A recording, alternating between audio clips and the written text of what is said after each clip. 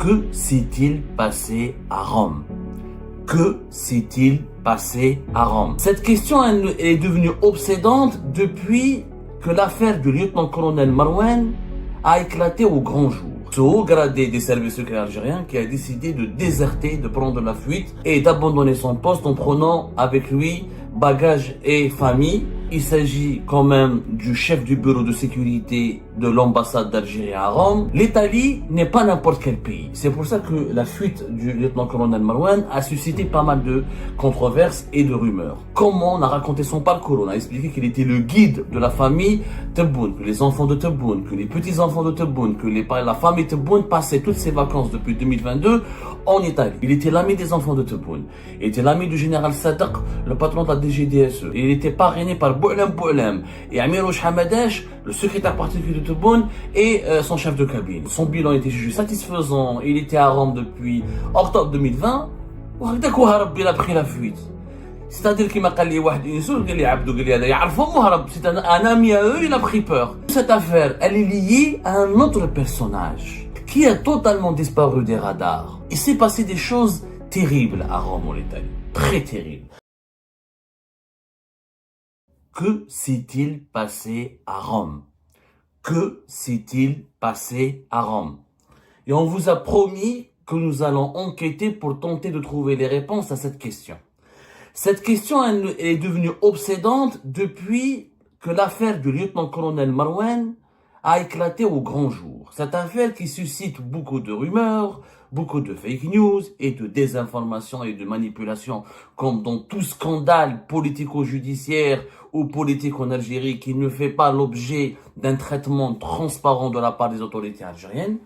Cette affaire qui concerne, rappelez-vous, comme nous l'avons évoqué, le 6 juin dernier et quelques jours auparavant, le 5 juin dernier, lorsque nous avons fait des révélations détaillées sur ce haut gradé des services secrets algériens qui a décidé de déserter, de prendre la fuite et d'abandonner son poste en prenant avec lui bagages et famille.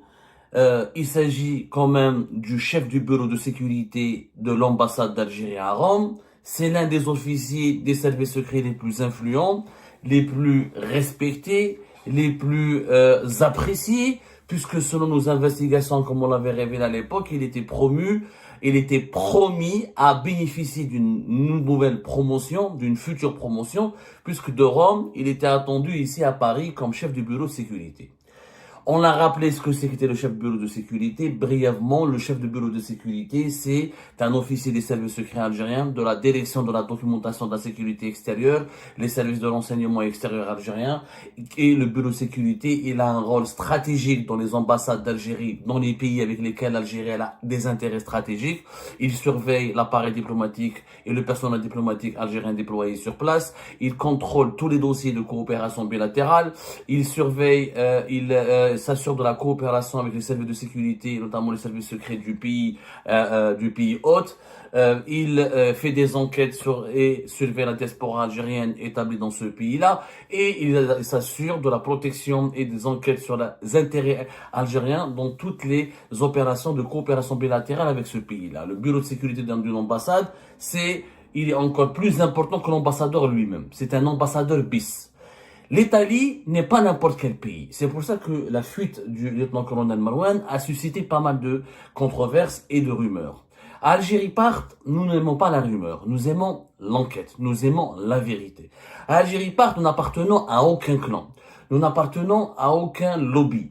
Notre objectif premier n'est pas d'attaquer les uns ou de salir les autres et d'informer nos compatriotes en leur fournissant une information fiable et crédible.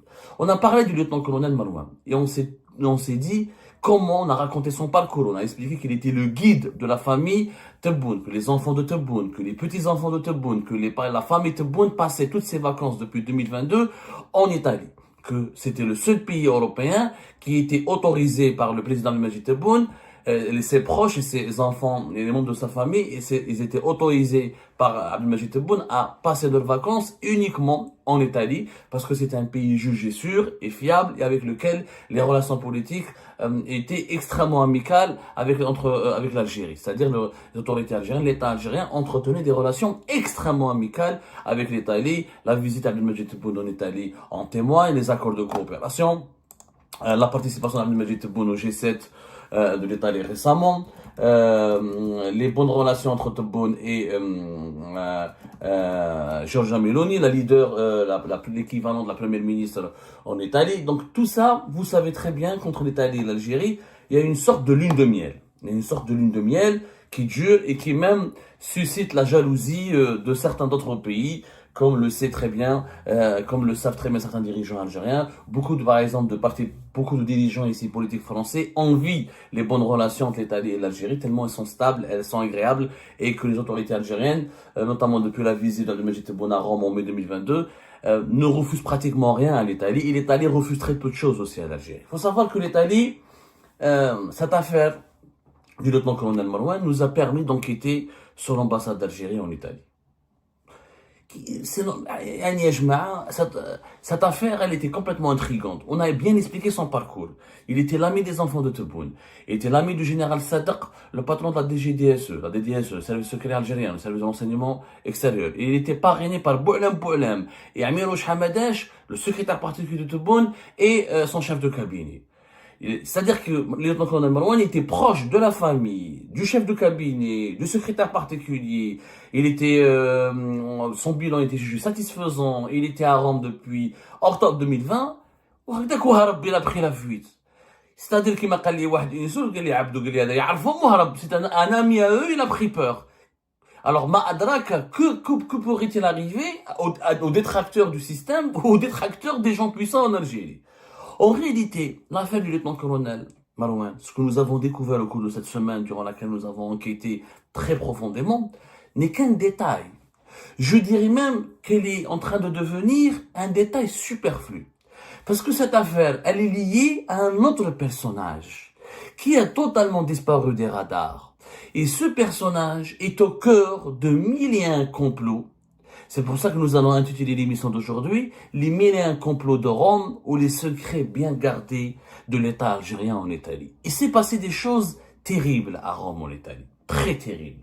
Cet homme, qui devrait nous intéresser beaucoup plus que tous les autres hauts responsables de l'État algérien ou du régime algérien, est l'ancien ambassadeur algérien en Italie, Abdelkrim Touhariya.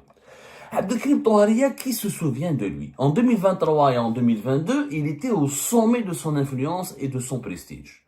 Abdelkrim Touhariya était ambassadeur de l'Algérie en Italie en novembre 2021. C'est un homme qui connaît très très bien l'Italie, c'est l'un des spécialistes de l'Italie au niveau de la diplomatie algérienne et de l'appareil diplomatique algérien. Pour cause, Abdelkrim Touhariya était déjà était déjà le consul général à Rome de février 2015 à novembre 2019. Pardonnez-moi, le consul général à Milan, parce que l'Algérie, elle a l'ambassade à Rome et elle a un consulat à Milan et à Naples. Il était, lui, le consul général à Milan de 2015 à 2019. Et durant cette période, il a bien travaillé sur ses réseaux de connaissances en Italie. Il était l'un des acteurs clés dans les négociations, dans les coulisses, comme en public, pour pour gérer plusieurs dossiers de coopération bilatérale avec l'Italie. Plus tard, Abdelkrim Touhariya est parti à Abu Dhabi. Il est devenu ambassadeur à Abu Dhabi en 2019. Il est resté à Abu Dhabi jusqu'à 2021. Et sa période à Abu Dhabi l'a propulsé parce que c'était lui qui a négocié, si vous voulez, et on est en train d'enquêter là-dessus parce que nous avons découvert de nouveaux éléments. C'est lui qui avait négocié l'extradition de Abdelmamoun Oued Kaddour en août 2021 par les autorités émiratées vers l'Algérie. Et comme cadeau, pour avoir bien travaillé à Abu Dhabi, on lui a remercié, on l'a nommé en Italie comme ambassadeur. C'est un poste extrêmement stratégique. Pourquoi? Parce que, comme vous le savez, l'Italie et l'Algérie, c'est pas n'importe quoi. L'Italie, c'est le premier client du gaz algérien. Plus d'un tiers du gaz algérien est acheté par les Italiens. Alors, quelques chiffres pour démontrer l'importance des relations entre les deux pays. Les échanges économiques entre l'Italie et l'Algérie en 2024 a été pratiquement de près de 14 milliards d'euros. Ce n'est quand même pas n'importe quoi. L'Italie a acheté en 2024 pour l'équivalent de 9,4 milliards d'euros de gaz. 9,4 milliards d'euros de gaz. C'est le premier client de l'Algérie. C'est le plus grand importateur et consommateur de gaz algérien.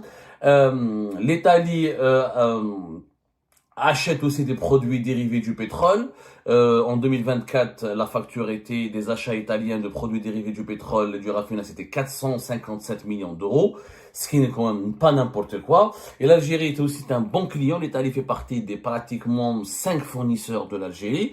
Rien qu'en termes de véhicules, par exemple, l'Algérie elle a acheté à l'Italie pour 270 millions d'euros de véhicules en 2024. Il y a beaucoup d'enjeux financiers, sans parler des enjeux politiques, la coopération sécuritaire, la coopération contre la lutte contre l'immigration clandestine, les échanges diplomatiques qui jouent pour les dossiers libyens, les dossiers du Sahel, la présence économique italienne en Algérie à travers INI et Fiat. Donc, c'est un poste stratégique. L'ambassadeur d'Algérie à Rome est l'un des postes les plus stratégiques de la diplomatie algérienne. Abdelkrim Touaria était extrêmement influent et son bilan était même jugé satisfaisant, au point où il était considéré comme le diplomate préféré de Tebboune et du clan Tebboune. C'est-à-dire que l'entourage de Tebboune et Tebboune lui-même considérait cet ambassadeur comme son ambassadeur, son chouchou, comme le meilleur ambassadeur. Il a entretenu des relations extrêmement proches, non seulement avec Abdelmajid Tebboune, comme nous avons découvert au cours de notre enquête, mais aussi avec plusieurs membres de son entourage, y compris des membres de sa famille proche. Bizarrement, du jour au lendemain, sans aucune explication, et à la grande surprise, même des autorités italiennes, Abdelkrim Touaria a été remplacé en fin avril 2024 par Mohamed Khalifi. Alors qu'il était bien placé, bien placé en Italie, très bien apprécié, ce changement a étonné tout le monde. Au départ, ce changement était interprété comme une préparation pour que Abdelkrim Touaria prenne la direction de campagne d'Abdelmajid Tebboune pour son deuxième mandat. Abdelkrim Touaria était tellement proche de l'entourage de Tebboune, de ses conseillers, des membres de sa famille, pour des raisons que vous avez bien compris, on l'a expliqué, tous les membres de la famille, les filles, les garçons, les parents proches de Tebboune passaient leurs vacances en Italie. Du coup, Abdelkrim Touaria les accueillait, s'occupait de leurs vacances, les orientait, les guidait. Il était comme lieutenant-colonel Marouane, pratiquement quotidiennement à côté, où il veillait sur le bien-être de la famille de Tebboune. Donc, au-delà de ces relations familiales, Abdelkrim Touaria était extrêmement apprécié. La vérité, il gérait le dossier italien comme s'il était en train de jouer à un jeu vidéo.